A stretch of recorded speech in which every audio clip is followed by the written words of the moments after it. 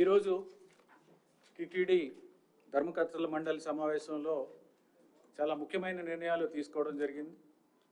ఆ ముఖ్యమైన నిర్ణయాలని మీకు తెలియజేయడానికి ఈ సమావేశం పెట్టడం జరిగింది.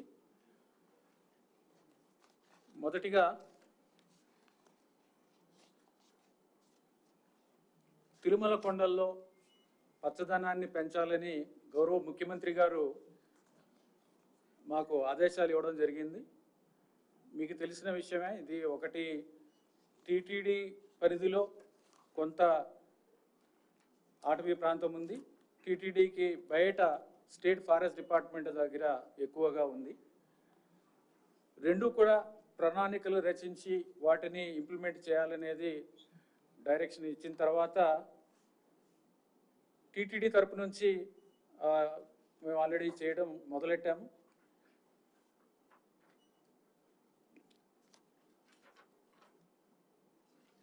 కానీ టిటిడి బయట ఎక్కువగా ఉన్న ప్రాంతము స్టేట్ గవర్నమెంట్ కంట్రోల్లో ఉంది కాబట్టి వాటికి కూడా వారి ద్వారా కూడా చేయడానికి వారికి ఫండింగ్ అడిగారు. టిటిడి నుంచి వారికి 4 కోట్ల ఫండింగ్ ఇవ్వాలని ఈరోజు బోర్డు నిర్ణయం తీసుకోవడం జరిగింది. దీని ద్వారా 68% ఉన్న పచ్చదనాన్ని 80% పెంచాలనేది ఈ నిర్ణయం. ఈ ఫండ్ని ఫేజ్ వైజ్ మానిటరింగ్ చేసుకుంటూ ఇంప్లిమెంటేషన్, ఇది 3 సంవత్సరాల్లో దీన్ని విడుదల చేయాలని నిర్ణయించడం జరిగింది. అలాగే తిరుచానూరు పద్మావతి అమ్మవారి ఆలయం, అమరావతి వెంకటేశ్వర స్వామి ఆలయం, నారాయణవనం కళ్యాణ వెంకటేశ్వర స్వామి ఆలయం, కపిలతీర్థం కపిలేశ్వర స్వామి ఆలయం, నాగులాపురం వేదనారాయణ స్వామి ఆలయం, ఒంటిమిట్ట కోదండరామస్వామి ఆలయం, వీటి సమగ్ర అభివృద్ధి కోసం ప్రణాళికలు తయారు చేయడానికి ఒక కన్సల్టెంట్కి ఇచ్చి దీని ద్వారా అభివృద్ధి ప్రణాళికలు వచ్చిన తర్వాత డీటెయిల్ ప్రాజెక్ట్ రిపోర్ట్స్ వచ్చిన తర్వాత వీటిని అభివృద్ధి చేయడానికి దీనికి నిర్ణయం తీసుకోవడం జరిగింది. అలాగే గతంలో బోర్డు సమావేశంలో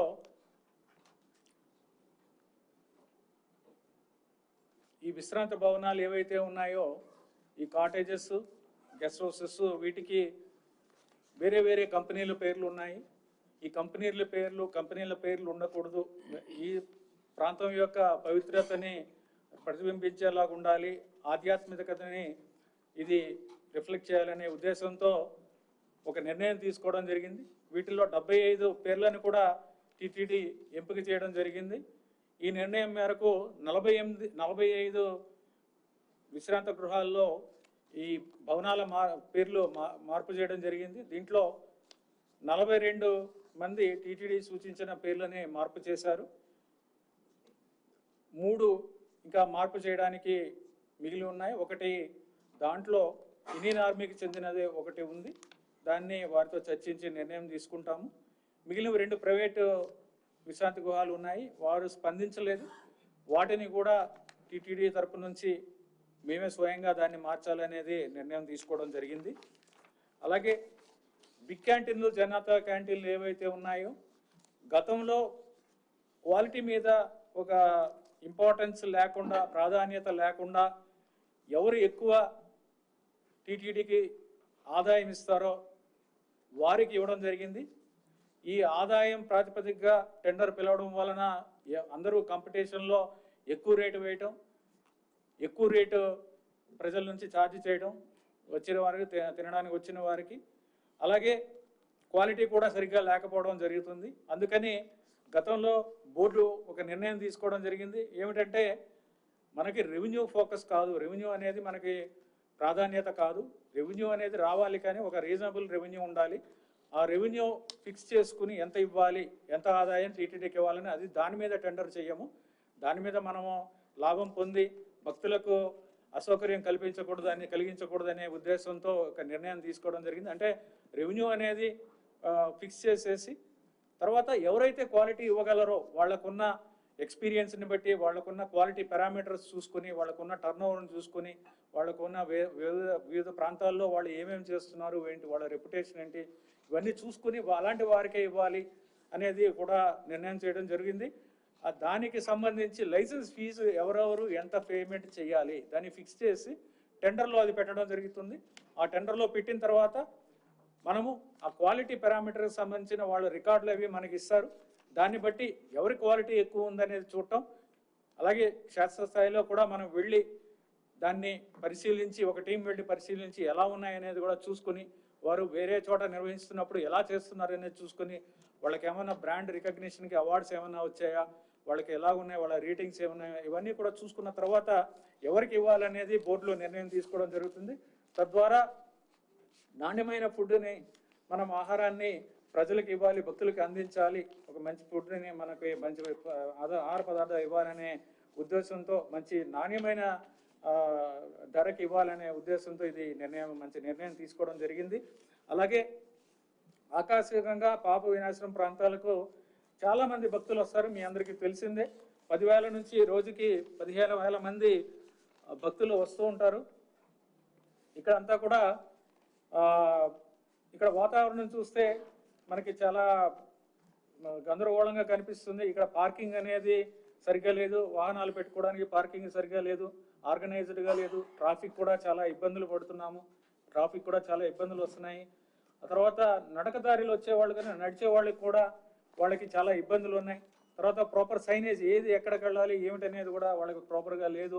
అక్కడ అన్ని షాప్స్ అన్నీ కూడా చాలా అన్ఆర్గనైజ్డ్గా ఉంటాయి. ఇక్కడ అన్ని దుకాణాలన్నీ కూడా కొన్ని పర్మిషన్లు ఫారెస్ట్ డిపార్ట్మెంట్ నుంచి ఇచ్చినా సరే అవన్నీ కూడా అన్ఆర్గనైజ్డ్గా ఉన్నాయి, చూడటానికి కూడా బాగాలేదు.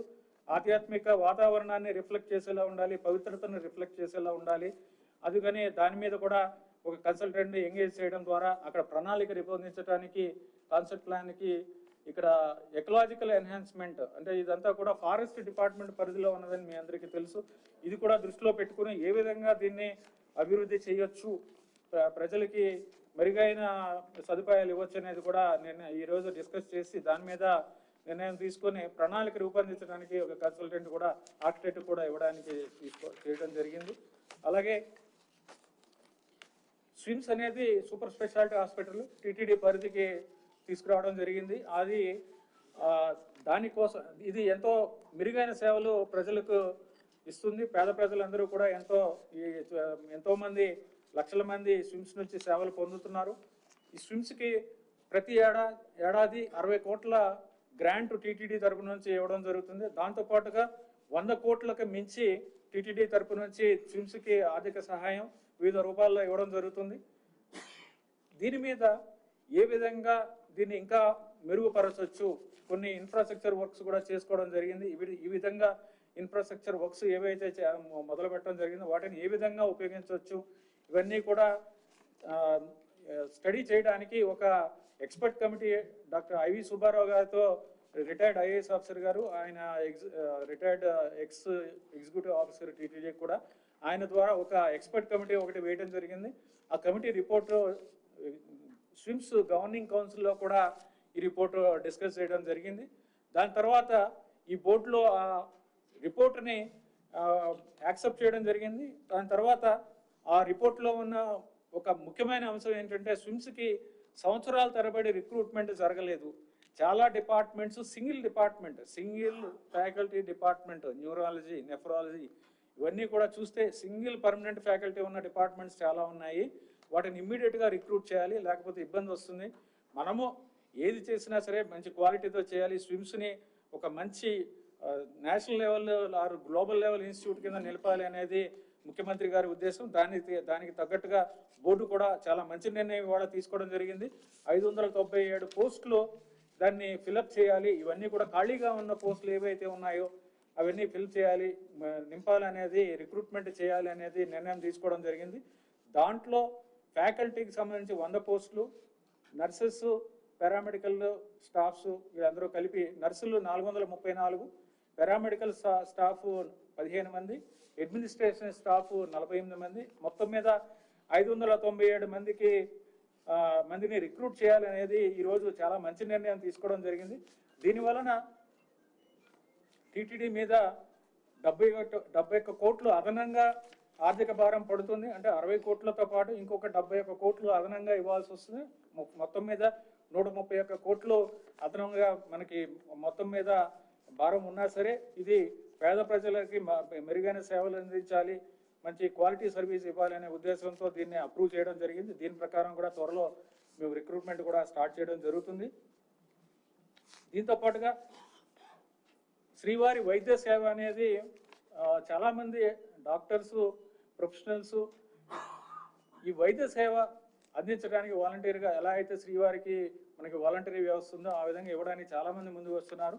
దానికి కూడా శ్రీవారి వైద్య సేవ పేరు మీద వారందరికీ కూడా ఇవ్వడానికి, సేవ చేయడానికి అవకాశం ఇవ్వడానికి ముఖ్యమంత్రి గారు కూడా గతంలో చెప్పడం జరిగింది. ఇక్కడికి వచ్చినప్పుడు వారు డైరెక్షన్ కూడా ఇవ్వడం జరిగింది. దాని ప్రకారం గవర్నింగ్ కౌన్సిల్లో నిర్ణయం తీసుకున్నాము స్విమ్స్కి సంబంధించి. అలాగే ఇవాళ గవర్నింగ్ టీటీడీ బోర్డులో కూడా ఈ విధంగా నిర్ణయం తీసుకున్నాం. దాంతోపాటుగా వాలంటీర్స్ని, శ్రీవారి సేవకి వాలంటీర్స్ని కూడా తీసుకుని ఆ వాలంటీర్స్ ద్వారా ఇక్కడ సేవలు పొందడానికి వచ్చిన ఎవరైతే పేద ప్రజలు ఉంటారో, చాలామంది చదువుకునే వాళ్ళు, కొద్దిగా నాలెడ్జ్ అంత తెలియని వాళ్ళు, అక్కడ ప్రాంతాలు తెలియని వాళ్ళు వీళ్ళందరూ వస్తారు. వాళ్ళకి గైడ్ చేసి ఏ విధంగా వాళ్ళకి సేవలు అందించడానికి, ఎక్కడెక్కడికి వెళ్ళాలి, సేవలు పొందాలంటే ఎక్కడికి వెళ్ళాలి, ఇవన్నీ కూడా వాలంటీర్స్ వాళ్ళకి అసిస్ట్ చేయడానికి కూడా ఆ వాలంటీర్ సేవను కూడా ప్రారంభించడం జరిగింది. ఇప్పటికే దాని మీద కూడా ఈరోజు నిర్ణయం తీసుకోవడం జరిగింది.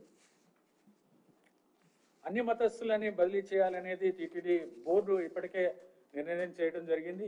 ఇప్పటిదాకా 29 మంది అన్ని మతస్థులు ఇక్కడ నాన్ హిందూస్ టీటీడీలో పనిచేయడం జరుగుతుంది.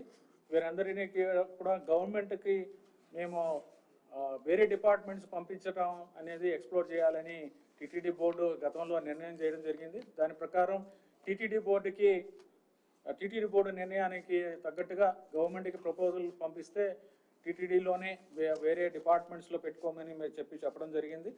దాని తర్వాత బోర్డులో విఆర్ఎస్ వాలంటరీ స్వచ్ఛంద పదవి విరమణ స్కీమ్, అంటే వాలంటరీ రిటైర్మెంట్ స్కీమ్ ఒకటి ప్రపోజ్ చేయమని చెప్పడం జరిగింది.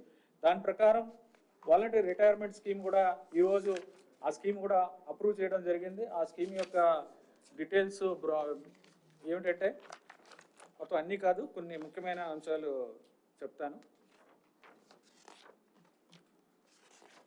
దాంట్లో వారు కంప్లీట్ అయిన సర్వీస్కి ప్రతి సంవత్సరానికి 45 రోజులు, లేకపోతే మిగిలిన సర్వీస్కి ప్రతి సంవత్సరానికి 45 రోజులు. ఈ రెండిట్లో ఏది తక్కువ వస్తే అది ఇవ్వడం జరుగుతుంది వారికి వాలంటీర్ రిటైర్మెంట్ అప్పుడు. అలాగే ఇది మినిమం 10 lakhs వస్తుంది. ఎవరైనా రిటైర్మెంట్ తీసుకుంటే ఈ స్కీమ్లో 10 లక్షలు మినిమం వస్తుంది. మ్యాక్సిమం బెనిఫిట్ 25 lakhs వస్తుంది.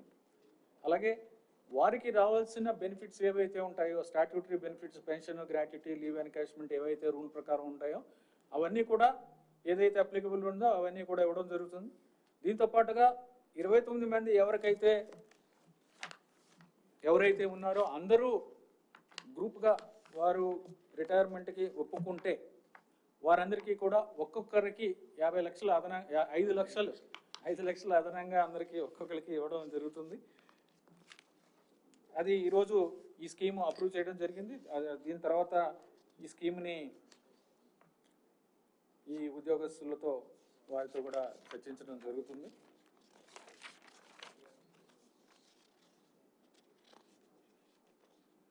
తిరుమల ఆలయ భద్రత దృష్టిలో పెట్టుకొని, ఆ భద్రతను దృష్టిలో పెట్టుకొని యాంటీ డ్రోన్ టెక్నాలజీని కూడా తీసుకుని రావాలి. డ్రోన్స్ పని చేయకుండా ఇక్కడ చేయడానికి ఒక టెక్నాలజీ ఒకటి అవైలబుల్గా ఉందని తెలిసింది. ఆ టెక్నాలజీని కూడా ఉపయోగించుకొని చేయడానికి బోర్డులో నిర్ణయం తీసుకోవడం జరిగింది.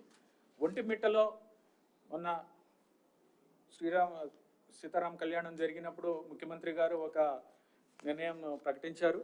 అక్కడ నిత్యం అన్నదానం జరగాలి అనేది సారు చెప్పడం జరిగింది, గౌరవ ముఖ్యమంత్రి వారు చెప్పడం జరిగింది.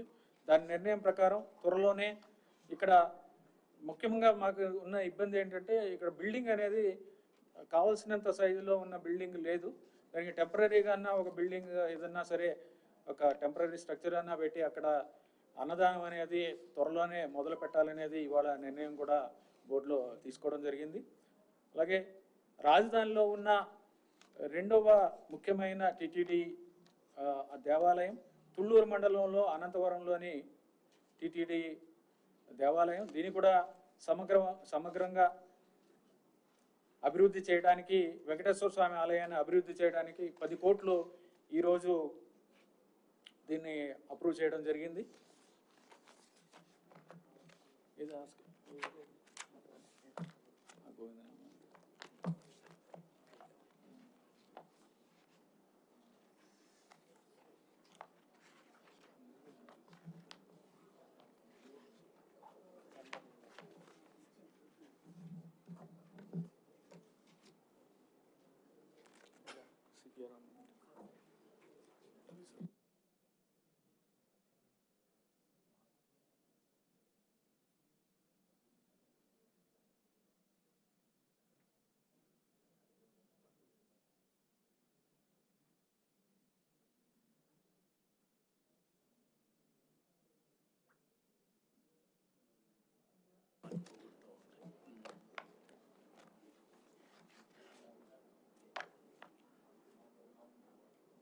ఇటీవలే మీరందరూ కూడా చూస్తుంటారు, స్వామివారికి సంబంధించిన స్వామివారిని కీర్తిస్తూ గోవిందనామాల ఈ భజన ఉన్నాయో, ఈ సాంగ్ ఏదైతే ఉందో దీన్ని వక్రీకరించి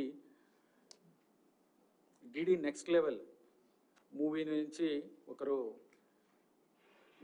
వక్రీకరించి భక్తుల మనోభావాలు దెబ్బతినేలాగా దీన్ని కంపోజ్ చేసి యూట్యూబ్లో రిలీజ్ చేయడం జరిగింది. దీని మీద కూడా లీగల్ చర్యలు తీసుకుంటామని లీగల్ నోటీస్ కూడా ఇవ్వడం జరిగింది.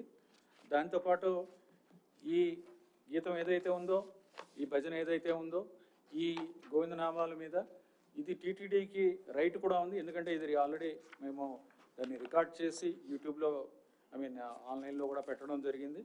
దీని మీద కూడా కాపీరైట్ వైలేషన్ మీద కూడా వారికి నోటీస్ ఇవ్వడం జరిగింది, లీగల్ నోటీస్. దానికి రిప్లై వచ్చిన తర్వాత దాని మీద తదుపరి చర్యలు ఏం తీసుకోవాలనేది కూడా నిర్ణయం తీసుకోవడం జరుగుతుంది. భవిష్యత్తులో ఇటువంటివి ఏమైనా చేసినా కూడా టీటీడీ గట్టిగా చర్యలు తీసుకుంటుంది, క్రిమినల్ చర్యలు కూడా తీసుకుంటాము. ధన్యవాదాలు. ఓం నమో వెంకటేశ్వర. చూడాలి, ఇజ్రాయెల్ది టెక్నాలజీ ఒకటి ఉందని చెప్పారు.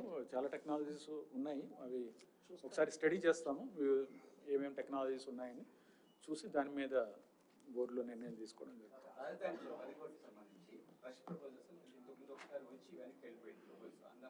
ఇది కాదు, ఇది వేరేది కదా అనంతపురంలో, ఇది వేరే టెంపుల్. అమరావతిలో ఉన్న వెంకటాపాలెంలో ఉన్నదానికి ఆల్రెడీ ఇంతకుముందు చెప్పా కదా, అది కన్సల్టెంట్ని పెట్టి ఇప్పుడు ఉన్న ఆలయం ఏదైతే ఉందో దాన్ని చిన్నది చేయడం జరిగింది. దాన్ని పెద్ద ఆలయం ఒరిజినల్ ప్లాన్ ఏదైతే ఉందో దాని ప్రకారం కట్టి బయట ఇంకా ఫెసిలిటీస్, పిల్గ్రిమ్ ఎమ్యూనిటీస్ సెంటర్ ఇవన్నీ కూడా అర్చకులకి ఉన్న ఇది అడ్మినిస్ట్రేటివ్ బిల్డింగ్, అర్చకులకు ఒక బిల్డింగ్, తర్వాత పిల్గ్రిమ్ వెయిటింగ్ హాలు, ఇంకా అన్నప్రసాదం కాంప్లెక్స్, ఇవన్నీ కూడా చేయాల్సినవి ఉన్నాయి. ఇవన్నీ కూడా చేయడానికి ముఖ్యమంత్రి గారు పోయినసారి రివ్యూ మీటింగ్లో ఏమన్నారంటే, ఆయనకి అంతా చూపించిన తర్వాత ఇది ఇంకా బాగా చేయాలి, దీన్ని బౌండరీ వాల్ కూడా ఏదైతే కాంపౌండ్ వాల్ ఉందో కదా అది కూడా చాలా ఆర్డినరీగా ఉంది, దీన్ని మంచి స్టాండర్డ్లో చేయాలని చెప్పి ఒక మంచి కన్సల్టెంట్ని తీసుకోమన్నారు. అందుకే ఈరోజు బోర్డులో కూడా అప్రూవ్ చేయించుకున్నాము. బోర్డులో అప్రూవ్ అయిన తర్వాత ఆ కన్సల్టెంట్ని ఎవరైనా తీసుకుని కాంప్రహెన్సివ్గా ఒక మంచి స్టాండర్డ్లో చేయాలనే ఉద్దేశంతో ఇది చేయడం జరిగింది. ఇది వేరే సో లేదండి, స్టేట్ విజిలెన్స్ నివేదిక ఇంకా మాకు రాలేదు, రాష్ట్ర ప్రభుత్వం నుంచి మాకు రాలేదు ఇంకా. టీటీడీ ఆగమ సలహా మండలి మార్పు చేయడం జరిగింది. అది ఇష్యూ చేయలేదా ప్రెస్ రిలీజ్? సిపిఆర్ గారు ఇంకా అవ్వలేదా? ఇంకా నేను సైన్ చేశాను, అది రిలీజ్ చేస్తాం. అది ఇష్యూ ఏమైంది? ఇష్యూ చేయలేదా? వస్తుందండి, అది అప్రూవ్ అయిపోయింది. అది అవును, అది గూగుల్కి మొన్న అప్రూవ్ చేయడం జరిగింది. గూగుల్ ఎంఓయూ చేసుకున్నాము మొన్ననే.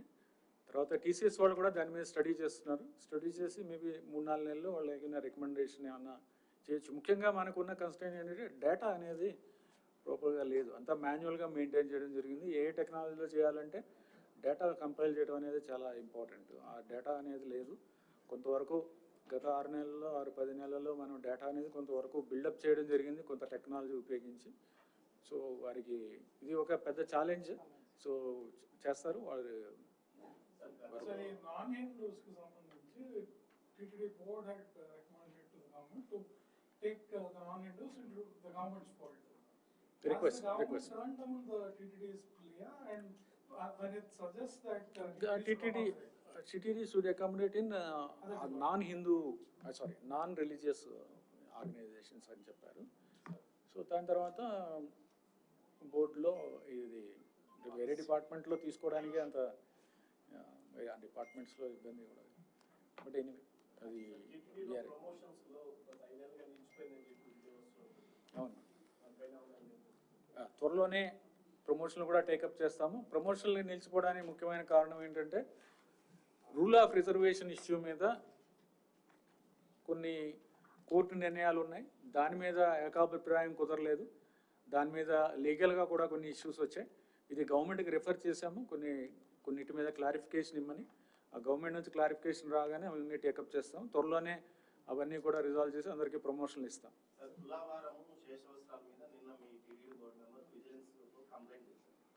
గతంలో కూడా లాస్ట్ పార్లమెంట్ సమావేశంలో కూడా ఆయన ఇదే విషయాన్ని చెప్పాడు. గతంలో 2019-24 మధ్య కాలంలో ఏదైతే తులాభారం ఇష్యూలో చాలా తక్కువగా అమౌంట్ చూపిస్తున్నారు. దీనిపైన ఏమన్నా మీరు లాస్ట్ పార్లమెంట్ సమావేశానికి ముందు కూడా ఇష్యూలు లేవనెత్తారు. విజిలెన్స్ వరకు పోవాల్సిన అవసరమా? ఇక్కడ మీరు అంతర్గతంగా ఏమైనా విజిలెన్స్ విచారణ ఇప్పటికే మొదలైందండి. విజిలెన్స్ సివిఎస్ఓ గారు ఆయన పర్సనల్గా మానిటర్ చేస్తున్నారు. దాని మీద విజిలెన్స్ ఎంక్వైరీ జరుగుతుంది. మనకి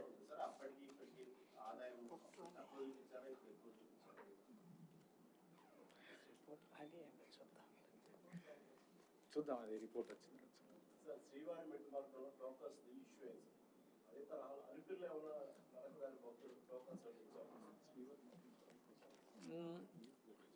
అంటే మనకి ఎక్కడన్నా ఇస్తే ఇంకో చోట తగ్గించాల్సి వస్తుంది. మనకున్న కెపాసిటీని బట్టి మనం అన్లిమిటెడ్గా ఇవ్వలేం కదా. అందుకని దాని మీద మేము ఆలోచిస్తున్నాము ఏం చేయాలని. బోర్డులో కూడా పెట్టి ఇచ్చారు. అప్పటికి ఎస్ఎస్డి లేదు కదా. ఎస్ఎస్డి పెట్టిన తర్వాత ఈ నంబర్లన్నీ కలిపి ఉన్న కెపాసిటీని బట్టే ఇస్తారు. ఇక్కడ ఇస్తారా, కాలినడకని ఇస్తారా, లేకపోతే ఎస్ఎస్డి కింద ఇస్తారా, ఇవన్నీ కూడా నంబర్ ఫిక్స్డ్. దాంట్లోంచే ఇక్కడ నుంచి అక్కడ ఎక్కువ చేస్తే ఇక్కడ కట్ చేయాలి, ఇక్కడ కట్ చేస్తే ఇక్కడ అన్హ్యాపీగా ఫీల్ అవుతారు.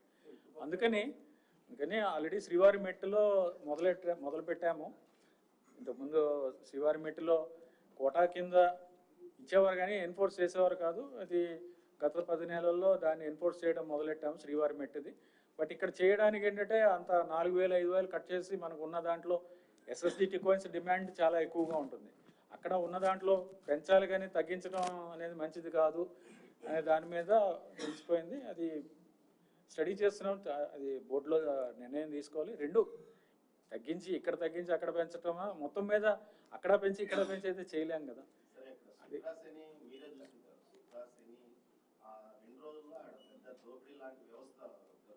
అది శ్రీవారి మెట్టులో అక్కడ ఇబ్బంది ఉంది. అక్కడ ఆటో వాళ్ళు చాలా ఇబ్బందులు గురి చేస్తున్నారు. అది ముఖ్యంగా పోలీస్ వ్యవస్థ నుంచి, పోలీసు విభాగం నుంచి వారు దాని మీద చర్యలు తీసుకుంటున్నారు. మధ్య మధ్యలో సడన్గా ఇలాంటివి కంట్రోల్ తప్పి ఇలాంటివి జరుగుతున్నాయి. బట్ దానికి ఒక పర్మనెంట్ సొల్యూషన్ ఒకటి చేయాల్సిన అవసరం ఉంది. దానికి పర్మనెంట్ సొల్యూషన్ ఒకటి మేము త్వరలోనే ఒక వారం 10 రోజుల్లో దానికి ఒక పర్మనెంట్ సొల్యూషన్ కూడా దాని మీద చర్చిస్తున్నాము. ఆ పర్మనెంట్ సొల్యూషన్ కూడా మీకు తెలియజేస్తాం.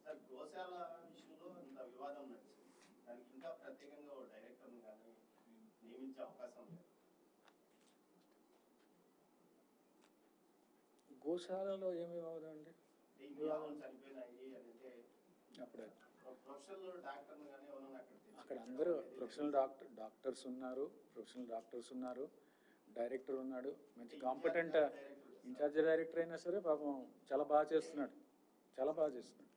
మీకు కొన్ని రోజులు పోయిన తర్వాత డేటా కూడా షేర్ చేస్తాను ఏం జరుగుతుంది అనేది. నేను అంత క్లియర్గా ఆ రోజు 1.5 గంట చెప్పాను. దాంట్లో మీరు లేరా ఆ రోజు? మీరు ఏ ఛానల్లో నాకు తెలియదు. ఆ రోజు చెప్పాను, మాట్లాడదాం మళ్ళీ. చెప్పాను కదా ఆ రోజు మీకు చాలా డీటెయిల్డ్గా చెప్పాను. ఆయన చెప్పిన నెలలు సరే, అంటే ఆయన చెప్పిన 10 రోజులు అంటే యావరేజ్గా నేను చెప్పింది ఏంటంటే 2019 నుంచి 24 వరకు ఎన్ని ఆవులు ఏం చనిపోయినాయి, ఆ పాత డేటా నేను సరిపోతుంది కదా. ఓకే, బట్ నేను చెప్పింది ఏంటంటే ప్రతి నెల 14 యావరేజ్గా చనిపోతాయి. ఇంతకుముందు జరిగింది, ఆ తర్వాత గత 7-8 నెలలుగా కూడా జరిగింది, దానికి ముందు కూడా జరిగింది అనేది చెప్పాను. అదేదో 100 ఆవులు ఏదో అబ్నార్మల్గా ఇక్కడ చనిపోయినాయి అనేది లేదు. యావరేజ్గా 14 ఆవులు చనిపోతున్నాయి అనేది ఇంతకుముందు జరుగుతుంది. ఆ డేటా కూడా ఇచ్చాం. ప్రీవియస్గా ఎన్ని చనిపోయాయి, బిఫోర్ జూన్ ఎంత జరిగింది, తర్వాత జూన్ తర్వాత ఎన్ని జరిగింది అనేది ఇవ్వడం జరిగింది. దాంట్లో అబ్నార్మల్గా ఏం లేదు. బట్ మేము చేస్తుంది ఏంటంటే ఇప్పుడు దీన్ని ఇంకా ఎలా తగ్గించాలి, ఈ నంబర్ ఎలా తగ్గించాలి, దీని మీద ఏ విధంగా మనము ఆవుల్ని ఇంకా ఏ విధంగా మెరుగ్గా చూసుకోవాలి అనే దాని మీద ఎక్సర్సైజ్ చేస్తున్నాం. దాని మీద మీకేం డౌట్ అవ్వక్కర్లేదు. కొన్ని రోజులు పోయిన తర్వాత మేము ఏం చేసామనే తర్వాత చేసిన తర్వాత చెప్తాం. చేసే ముందు ఇలా చేస్తామని అది చెప్పుకునే అలవాటు లేదు. చేసిన తర్వాత ఏం రిజల్ట్స్ వచ్చాయి అనేది మీకు చూపించడం జరుగుతుంది. డెఫినెట్గా రిజల్ట్స్ ఉంటాయి. గతం మీద మెరుగ్గానే ఉంటుంది, దాంట్లో డౌట్ లేదు.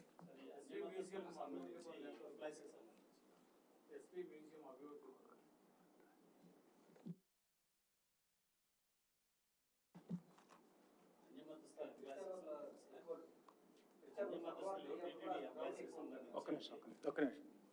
మన టీటీడీలో పనిచేస్తున్నటువంటి మన వాళ్ళు ఉండాల్సిన అవసరం లేదు. కాకపోతే దాన్ని మార్చుకుంటామని చెప్పేసి స్వయంగా మన తిరుమలలోనే సీఎం గారే చెప్పారు మీ ఎదురుగానే. అయితే మనం మీరు పంపించిన ప్రపోజల్కి మళ్ళీ మీరే వాడుకోండి అని చెప్పడంలో అర్థమే ఉంటుంది, ఇబ్బంది కాదు.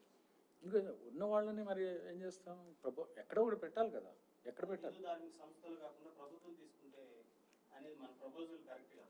చూద్దాం, విఆర్ఎస్ స్కీమ్ ఉంది కదా, ఈ స్కీమ్ తర్వాత చూద్దాం. వేరియస్ ఆప్షన్స్ ఎక్స్ప్లోర్ చేసి చెప్పమన్నారు. విఆర్ఎస్లో అయిపోతే ఓకే, విఆర్ఎస్లో సక్సెస్ కాకపోతే ఎవరన్నా మిగిలితే అప్పుడు ఏం చేయాలనేది ఆలోచిద్దాం.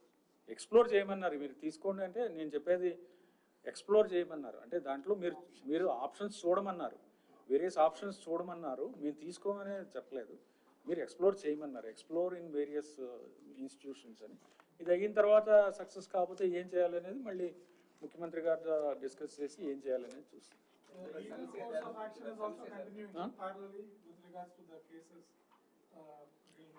Cases are going on. ఇప్పుడు వాలంటరీ రిటైర్మెంట్ స్కీమ్ ఒకటి ఇస్తున్నాం అనేది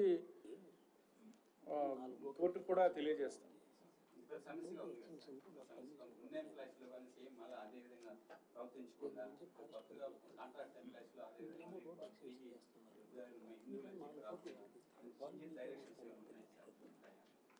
ఇప్పుడైతే ఎవరు కూడా నాన్ హిందూస్ని ఎవరిని తీసుకోవడానికి వీల్లేదు. రూల్స్ అయితే చాలా స్ట్రిక్ట్గా ఉన్నాయి. స్విమ్స్లో కూడా మన రిక్రూట్మెంట్లు జరిగినప్పుడు కూడా దాన్ని స్ట్రిక్ట్గా ఇంప్లిమెంట్ చేసాం. దానివల్ల కొంతమంది ధర్నా చేయడం ఇవన్నీ చేశారు. అయినా కానీ మేము గట్టిగా నిలబడి ఆ విధంగా కుదరదు, టీటీడీ సంస్థ ఇది అనేది కూడా చెప్పడం జరిగింది. ఓకే, థ్యాంక్స్ సార్ సార్ ఇవో గారు చెప్పండి, యాక్షన్ తీసుకునే అవకాశం ఉందా? టీటీడీకి విజిలెన్స్ రిపోర్ట్స్ ఏవైతే ఇంటర్నల్ విజిలెన్స్ ఏదైతే ఉందో శ్రీ వెంకటేశ్వర గారు చేసిన రిపోర్ట్స్, వాటన్నిటికీ టైం టు టైం యాక్షన్స్ తీసుకుంటున్నాము. అవన్నీ కూడా బోర్డులో నిర్ణయాలు తీసుకోవడం జరిగింది, మీరు కూడా చూశారు. బట్ మీరు అడుగుతున్నది ప్రాబబ్లీ స్టేట్ నుంచి రావాల్సిన విజిలెన్స్ రిపోర్ట్ని. స్టేట్ నుంచి ఏమి రిపోర్ట్ రాలేదు. ఆ రిపోర్ట్ వస్తే దాని మీద ఏం చేయాలనేది నిర్ణయిస్తాం. అంటే వన్ మోర్ సార్, మఠాలకు సంబంధించి ఇప్పటి వరకు బోర్డులు చర్చించినట్టుగా తెలుస్తోంది. మఠాలకు సంబంధించి వైలేషన్ జరిగాయని చెప్పేసి, అసలు అక్కడ అన్నదానాలే పెట్టకూడదు మఠాలకు అని చెప్పేసి మీరు ప్రొసీడింగ్స్ ఇచ్చినట్టుగా తెలుస్తుంది, వాస్తవమేనా?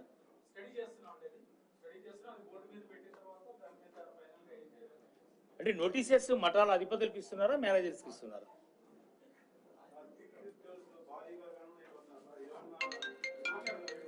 Okay sir.